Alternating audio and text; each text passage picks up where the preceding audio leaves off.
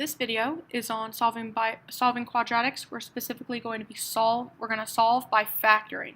So we have to factor the quadratics in order to solve. Before we get into solve by factoring, I want to make sure we understand when solving quadratics.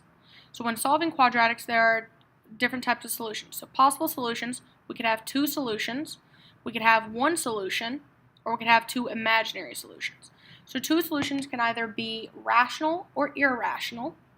One solution will have to be rational, and then two imaginary solutions are neither rational or irrational, because rational and irrational go with real solutions.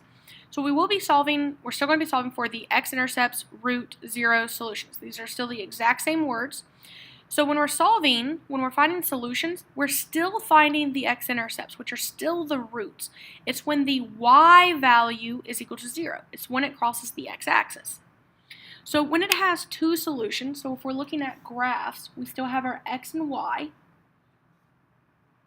x and y, x and y. So it doesn't matter what we're counting by right now, because in order to understand when you have two solutions, it's when our parabola crosses the x-axis twice. Now it can cross the x-axis on one side on the left and one side on the right, so one negative x-intercept and one positive x-intercept. It could cross both on the negative x-intercepts, both on the positive x-intercepts. It just has to cross twice. Now these numbers could be nice, clean, rational numbers, or they can give way to irrational numbers and have really bad decimals, basically, like the square root of 3. One solution is when the parabola will actually bounce off of the x-axis. So it might look something like this, where it bounces off of the x-axis, where your vertex is your x-intercept. This will be a real number, and it should be something, it should be rational, so it will not be like the square root of 3. It will have to be a rational number, which can still be a fraction. So this could still be at negative 3/4. However, again, it can bounce off of the negative x-axis, the positive x-axis, or it could bounce off at 0. It just bounces. This solution is still technically happening twice, but it's only written once. This is when your quadratic was a perfect square trinomial, and it will have just one solution. It'll be real and rational. Now, two imaginary solutions is when your parabola does not cross the x-axis. So it might look like this. It's when your vertex is, if it's above the x-axis and it opens up, or if your vertex is below the x-axis and it would open down. So you still have two solutions, but they will be imaginary. That goes back to the the complex numbers. So again, we're still finding the x-intercepts, roots, zeros, solutions. So we're still going to be finding the same way we always have. So this first method is solve by factoring. I'm going to do one example. Solve by factoring. We're going to factor the quadratic equation. It will now be an equation and not an expression. So it will be equal to something. We're going to be solving by using the zero product property. This is the exact same thing you would do if you were just finding the x-intercepts. So from previous videos, we have found the x-intercepts being our m and our n value. We're doing the exact same thing. So the zero product property states that if a and b are expressions, and a times b, so if we have factors x plus 5 and x plus 2, these are expressions. And if a times b is equal to 0, which is what we want it to be equal to, because our quadratic equation needs to be equal to 0, then the expression of a needs to be equal to 0, because then it's 0 times b, which will give us 0, or you could have b equal to 0, because again, a times 0 will also give you 0. So what that means that if x plus 5 times x plus 2, this is factored form, is equal to 0, then we would write in here that this first expression, this would be our a expression. This would be a equals 0, so x plus 5 5 needs to be equal to 0. Or we could have our b equal to 0, so this x plus 2 needs to equal to 0.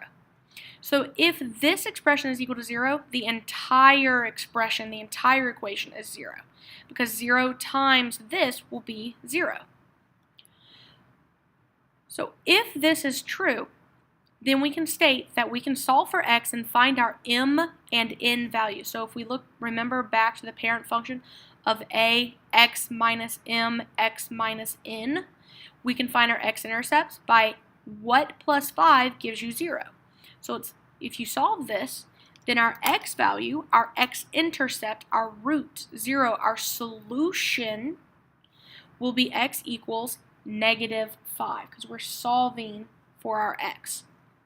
And for this one, our x-intercept, root, 0, solution, because it asks us to solve, would be x is equal to -2. So this would be the same thing as me saying that m was -5 and n was -2. It's the exact same process.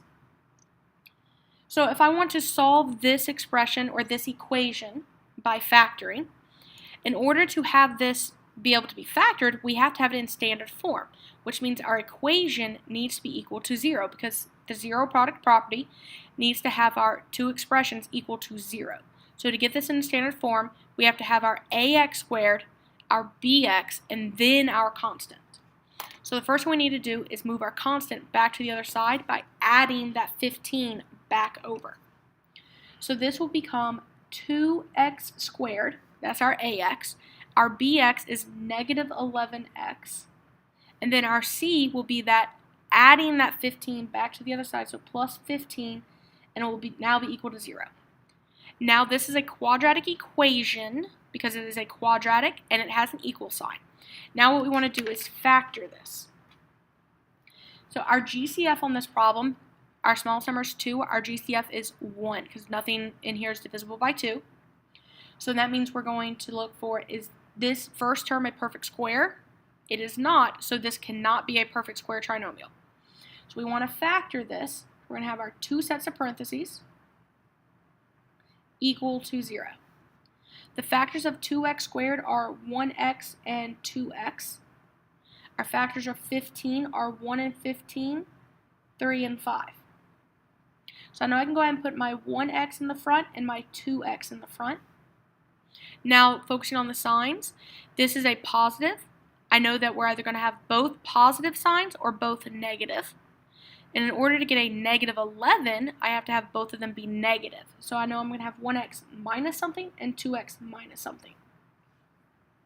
Now I know I want to get a -11. So if I put the 3 in here and the 5 in here, this would be 3 times 2 is 6, and 1 times 5 is 5. 6 and 5 will give me an 11. So I can put my 3 and my 5. Now I'm just going to check this again. This will be a -6x and then a -5x. -6 minus 5 is -11. Therefore, this is factored now. So now that I have it in this format, my a factor, my b factor is equal to 0, I can set each factor, each expression equal to 0. So I have my x minus 3 is equal to 0, and my 2x minus 5 is equal to 0. I must solve this. So to solve this, I'm going to add 3.